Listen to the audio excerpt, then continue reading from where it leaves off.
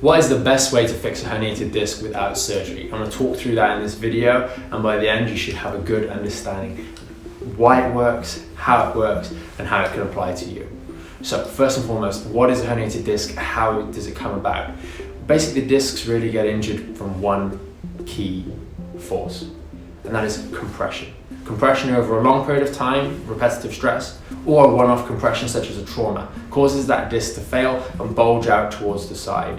And that it occupies the spinal canal, it puts pressure on the nerves, the spinal cord, or some of the spinal nerves, and that gives you the classic symptoms either down the leg, down the arms if it's in the neck, or local to the spine depending on which area it is. And what you need to do to get the best results with this sort of thing is understand what has led to that insult, that compression through that section of your spine that's led the disc to fail. And we do that by taking imaging, upright imaging, to fully understand what forces is that spine under. Is it normal or is it abnormal? And quite often when one disc has gone for an unknown reason, these sort of repetitive stress injuries, the slow onset of pain that then you have an MRI and like, oh, my disc is gone. Those sorts of injuries, there's something more than just a one-off trauma. It's the way in which you're holding your body on a daily basis. It's maybe some of the exercises you're doing. It's your routine. Are you desk-based? When you're desk-based, you put more pressure through the discs when you sat down all day, especially if you're sitting with bad posture. Understanding those things, and you must take those into account when you're treating someone with a herniated disc. You can't just try and treat the disc, you have to treat the whole patient and all the myriad of different things that make up the causes for that herniated disc. And then understanding the spine upright. How does it weight bear? How does force travel through this spine? Is the curve flattened than it should be and driving more pressure through these discs on a daily basis? Is there a hinge point going the wrong way at one particular joint? It's less common in the lower back, but it does happen. And then you wonder why that disc is herniated. Sometimes you can make changes there, sometimes you can't, and you do need an element of surgery. But in a lot of cases, the overwhelming majority of cases, you don't need surgery if you just look at it properly. And then once you understand the stresses and strains that person's spine is under that's led to that bulging, herniated, slip disc, then you can start formulating treatment. And one of the fantastic things we do here for these sorts of disc injuries is spinal decompression. And that directly opposes the forces that have led to the disc injury. That's gently taking the pressure off the spine by just stretching this section out, taking the pressure off that disc, and invariably it's instantly relieving. It instantly feels better as soon as you have the treatment. And with time, that feeling of relief starts to set in, the body starts to heal around that area, and it really, really improves. And in our clinic, we don't just do that. We add in other forms of treatment. So a slip disc will cause an element of muscle spasm. The muscles, when they spasm, they squash the discs even more. So we use vibration therapy to target these lower back muscles and muscles down into the legs so that you're not constantly hinging through that section, but muscles aren't pulling on that section of spine to compress the disc further. And that's essential, and that goes alongside the decompression. We also do laser therapy.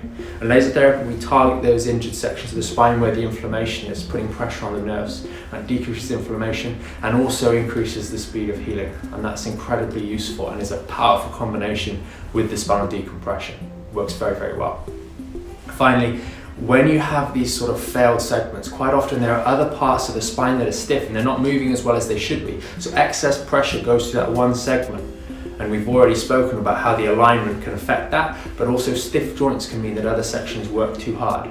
A good example of this is if you have ever been in the gym using the battle ropes, so it's basically flicking the ropes, a nice smooth curve goes through that rope as you flick it.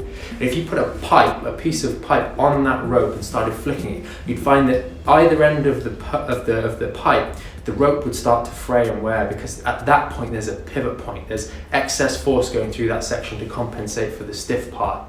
And that's what happens here. So we do joint adjustments to get the joints that are stiff away from the herniated disc, moving more effectively so they can take their fair share of the movement. That movement that goes through the spine can be even and smooth, and that way the disc down at the bottom of your spine or in the neck can start to heal more effectively without being re-injured on a daily basis.